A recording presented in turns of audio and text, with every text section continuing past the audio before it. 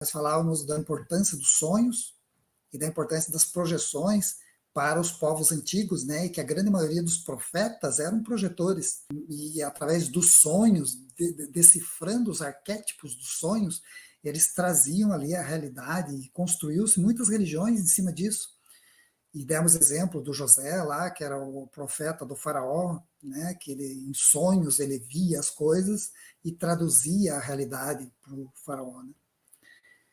Ela falou assim, a Bíblia explica muita coisa, mas existe alguma relação importante dos orixás e os extraterrestres? Então, Adriana, veja bem, o Brasil é um país que foi construído aí por todos esses imigrantes, né, de vários países e imigrantes africanos, trazidos aqui à força, mas acabaram se constituindo a nossa população. E essas culturas africanas, elas trouxeram sua religiosidade e tudo aquilo que eles construíram em milhares e milhares de anos, que são culturas muito antigas e extremamente sábias. Assim como tem as culturas muito antigas da África, tem as da Ásia, como da China, né, e da Índia, por exemplo. São culturas muito mais antigas que a nossa, europeia e ocidental, que são criancinhas perto dessas outras culturas. Então, nós ainda temos muito que aprender com essas outras culturas mais antigas.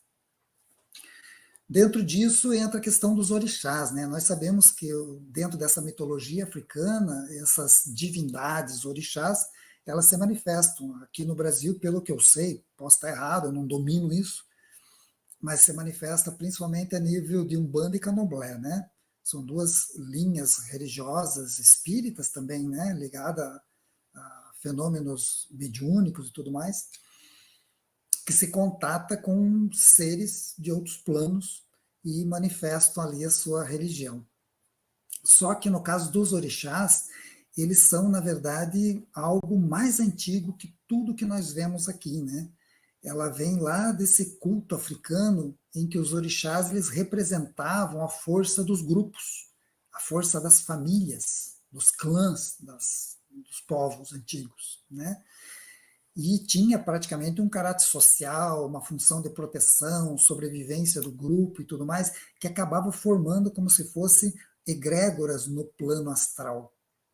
Então você pode sair em projeção astral, e eu digo essas coisas, estou falando porque eu já vi isso, né? E não que eu conheça a fundo, né? Mas existem egrégoras no plano astral e no plano mental, aonde existe toda essa estrutura que nós trabalhamos como orixás, que são chamadas como divindades, e elas se manifestam, né? É bom entender que existe uma diferença entre orixás, né? Orixás, né? Que orixá seria Oxalá, né? Oxalá, que no sincretismo religioso aqui se traduz como Jesus Cristo, né? Oxalá.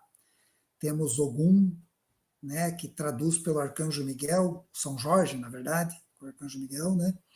Temos Oxóssi das matas, Iemanjá, que seria a Virgem Maria e tal, Xangô, Yansan, quer dizer, são termos que eles usam, e daí no sincretismo, porque devido a eles fazerem esses cultos naquela época, os fazendeiros lá, os infelizes lá que escravizavam eles, não permitiam essa religiosidade.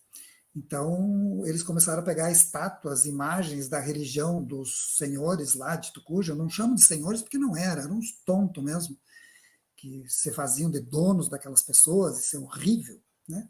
Mas tudo bem, é uma época de uma cultura super atrasada que nós vivemos e é um karma, fazer o quê? Pegavam as imagens que aquelas pessoas cultuavam e colocavam nos altares deles. Mas então, Jesus Cristo, que o povo cristão cultuava como um Deus, né? Para eles era, então, um outro ser, né? Então, assim ocorreu o sincretismo, né? Oxalá, Jesus e tal, e com isso conseguiu se preservar essa religiosidade, esse conhecimento, esse acesso a esses arquétipos fantásticos de outro nível até hoje. E aí surgiu toda essa religiosidade que está por aí, né? E lógico, por serem forças elementais, né, são criadas dentro de um contexto de uma egrégora, é mantido pela mente dos praticantes, assim como qualquer religião é mantida pela mente dos praticantes, ela tem várias características, né? Então, Dentro disso, parece que eu estou complicando, mas eu estou tentando chegar num ponto que eu quero que vocês entendam uma coisa muito importante. Dentro desse sincretismo, né, não digo do contato direto com o orixá, com aquela força do orixá que ele não fala, na verdade. O orixá ele simplesmente manifesta energia. Ele é uma egrégora, né? Tanto que os orixás não falam mesmo. Mas no sincretismo surgiu seres que falam, que se comunicam, como os pretos velhos, né? Como os Exus e tal, guardiões, protetores e tal, e todo esse povo que se comunica.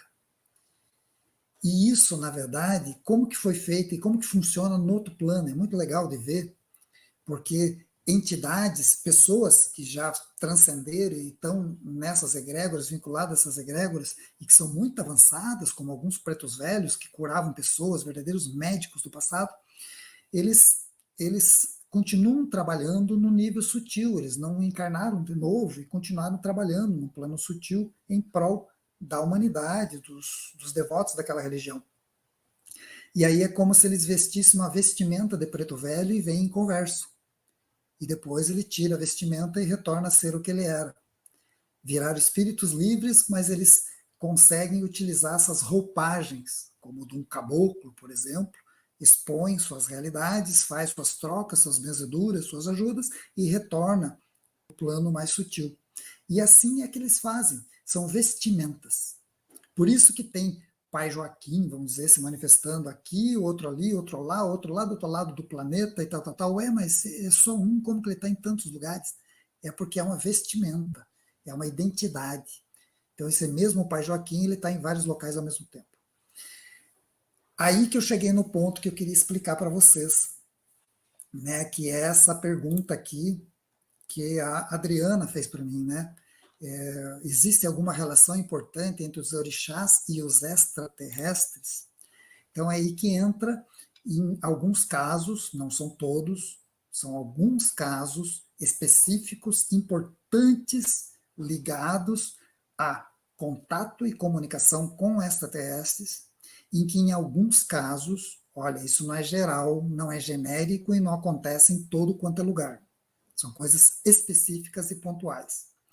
Esses seres extraterrestres, como eles conseguem se projetar, como eles conseguem vir através de uma dimensão hiperfísica e aparecer para nós aqui no plano astral, conversar e voltar para a nave deles ou para o mundo deles, seja onde for, eles têm também, devido ao domínio mental que eles têm, que é muito mais avançado que o nosso, eles conseguem utilizar também as vestimentas das religiões, vamos dizer assim. Então, eles conseguem, por um determinado momento, numa determinada conjuntura, tal pessoa vai estar lá num suposto centro, e eles têm que dar um recado para aquela pessoa, que aquela pessoa tem que ouvir isso, e é muito relativo à experiência de contato dessa pessoa, por mais que ela nem saiba. Aí esse ser extraterrestre pode pegar a vestimenta de um Pai Joaquim e vir como um Pai Joaquim e conversar com a pessoa. Por que eu digo isso?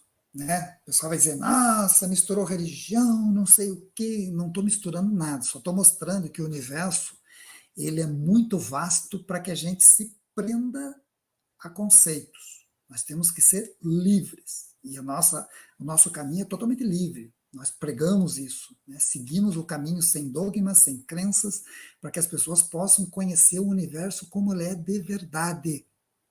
E não encher de medos e paradigmas que bloqueiam a evolução. Eu digo isso porque eu tive uma experiência assim na minha juventude. Nas reuniões que eu fazia na universidade, um dia veio uma pessoa que frequentava um centro desses e falou assim, esses dias baixou uma pessoa lá, não sei se é um caboclo, o que era, e olhou para mim e falou que eu conhecia uma pessoa, e falou do meu nome, né? E eu quero que você chame ele aqui, porque eu preciso falar para ele uma coisa muito importante. E aquele ser foi embora, e já o outro assumiu, e essa pessoa, que era um colega da faculdade, né? Rapaziada da faculdade, 18, 19 anos, eu fiquei assim, meu Deus, será que eu vou? O que tem a ver minhas experiências aí de extracorpórea, com os ETs e tal, com uma religião assim, né? Eu pensei muito antes de ir, eu fiquei com bastante receio, porque na época ainda eu era meio crianção, né?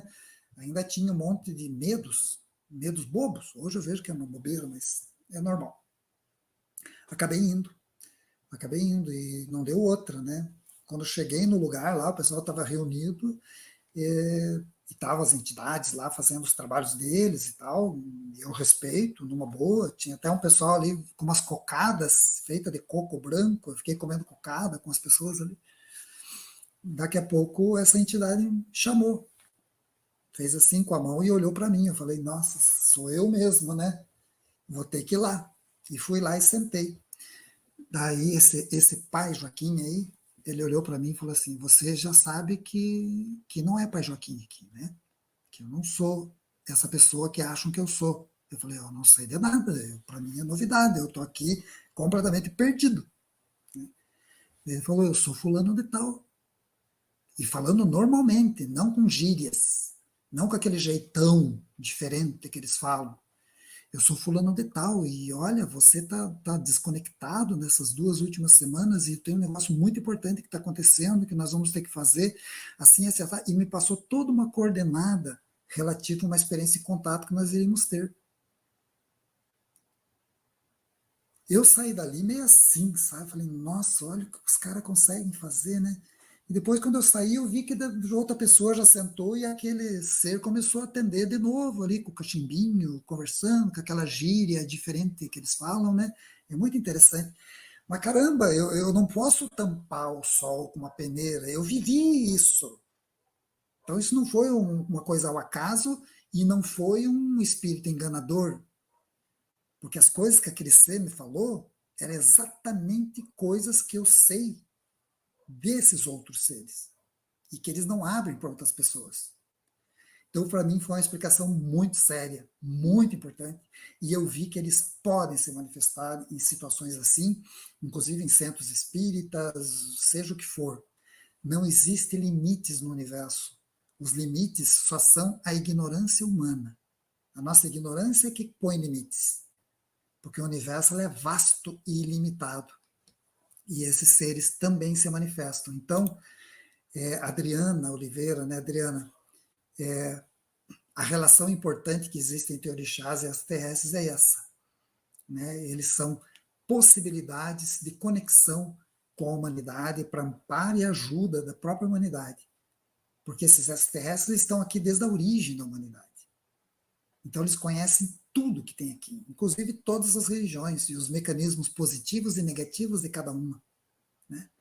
Então, pode acontecer com vocês uma experiência assim, e é muito interessante. Mas sempre peça a prova, né? Eu, no caso, já tinha prova, mas se você não tiver, e tiver lá uma entidade sempre falando que é um ET, tal, pede prova. Eu quero ver tua nave, eu quero alguma coisa assim. Porque ele vai ter que demonstrar ali com uma navezinha passando e tal, porque às vezes pode ser um cara enganando mesmo. E tem um monte desses por aí, tá?